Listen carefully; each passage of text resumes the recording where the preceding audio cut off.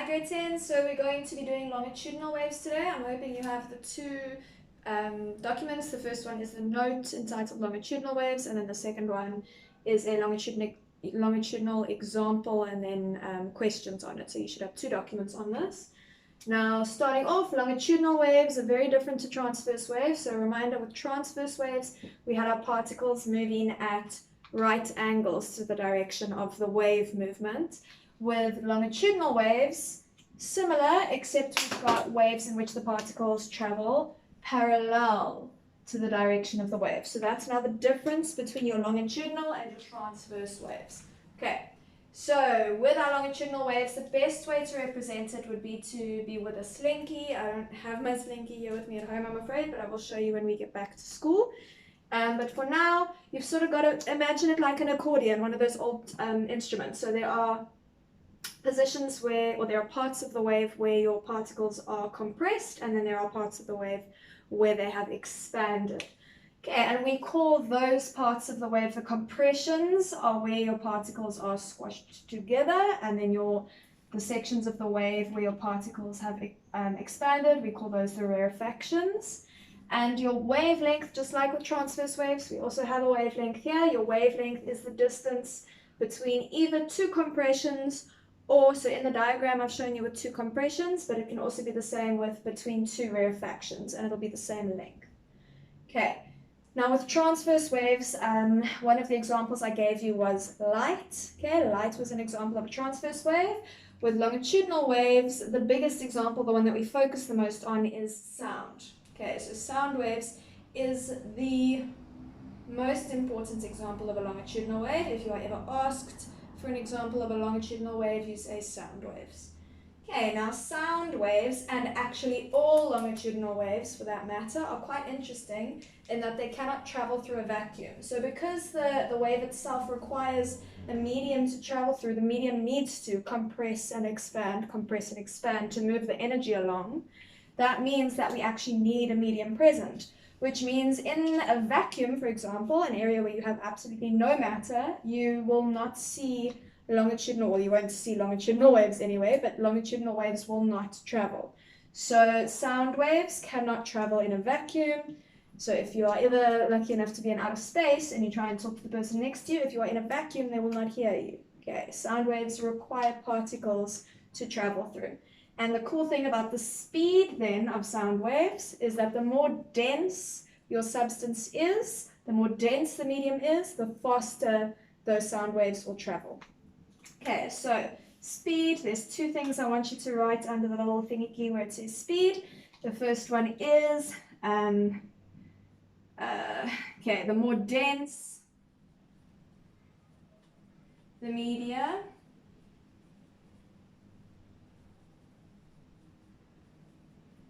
okay, the greater the speed. Okay, and then actually not under here, let's do it up at the top where it says longitudinal waves. All longitudinal waves in general cannot propagate in a vacuum. Okay, they cannot be created, they cannot travel in a vacuum. Okay, so back to sound waves.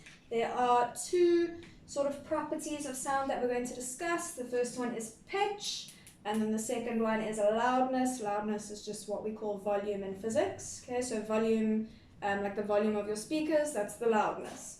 Okay, so firstly, pitch.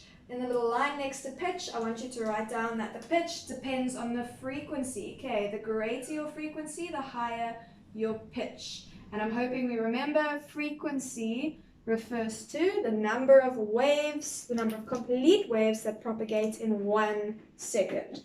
So if we compare this wave to that wave, can you see that this wave clearly has a lower frequency? I have fewer waves propagating in a second than I do here. Here I've got lots of waves. So if we were to actually produce a sound that had this frequency and compare it to a sound with this frequency, this one would sound much more high-pitched.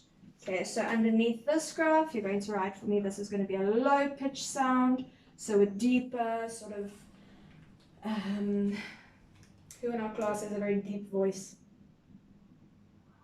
Okay, sort of more like a Lorenzo voice, versus this over here, which would be more like a Hannah voice. Okay, the high-pitched, a more high-pitched, sort of lighter sounding, okay, sort of a female voice would be the high pitch.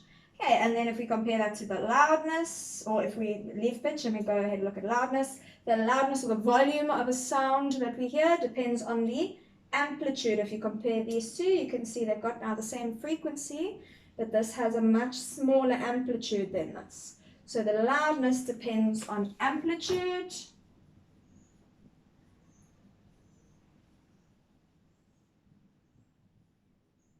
Okay, and if we compare these two, the lower the amplitude, the softer the sound.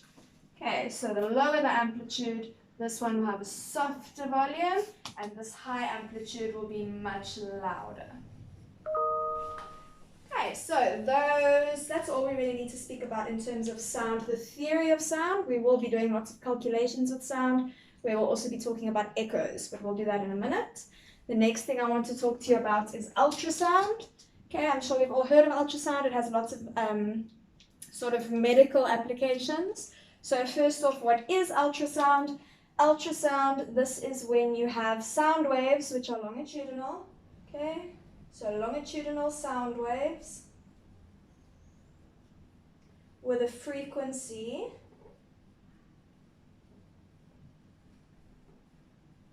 of greater than, okay, I hope you remember the crocodile mouth from grade 8, of greater than 20,000 hertz. So this frequency actually results in a sound wave that has got such a high pitch that we can't hear it. Okay, human ears cannot pick up that frequency, that pitch of sound. So we can't hear it, but, and we will visit this concept again, very, very high frequency waves have an ability to penetrate media much more efficiently. Okay, so that means we can use ultrasound to actually detect and to compile images of what is going on inside the human body or inside media that we normally actually can't with our eyes see through.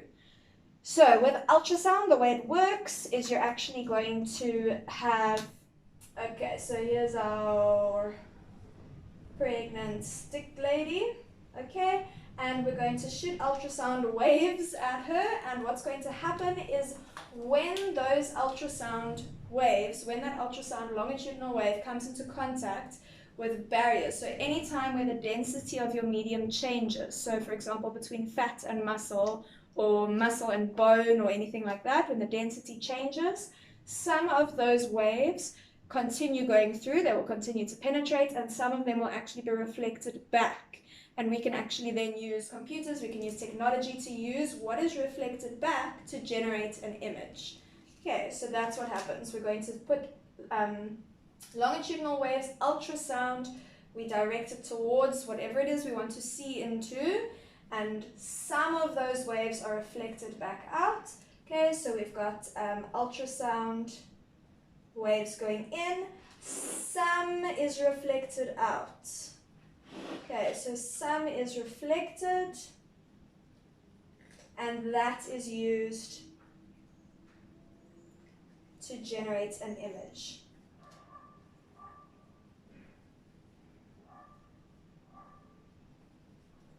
Okay, so I'm just going to pause you there while I clean the board quick. You can pause if you're not done.